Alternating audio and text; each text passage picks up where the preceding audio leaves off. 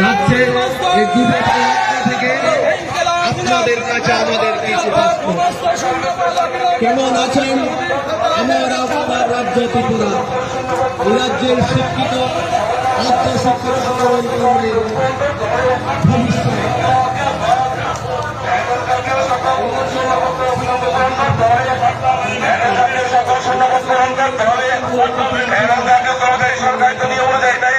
সমস্ত শূন্যপদ প্রেরণ করতে হবে।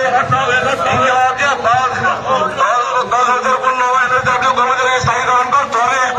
10 বছর পূর্ণ কর্মচারীদের স্থায়ীকরণ করতে হবে। আশা কর্মীদের মাসিক বেতন চালু করতে হবে।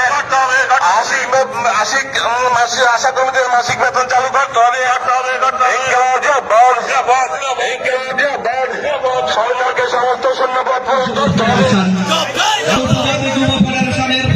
রাজ্যব্যাপী তিনদফা কর্মসূচি কর্মসংস্থানের দাবিতে আইনের শাসন পুনঃপ্রতিষ্ঠা করতে দেশের বিরুদ্ধে রাজ্যব্যাপী গণ আন্দোলন করতে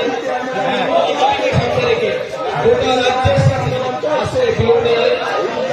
বর্ণান থেকে শুরু হয়েছে আমাদের পদযাত্রা। বর্বর হয়ে পদযাত্রা থেকে আপনাদের কাছে আমাদের কিছু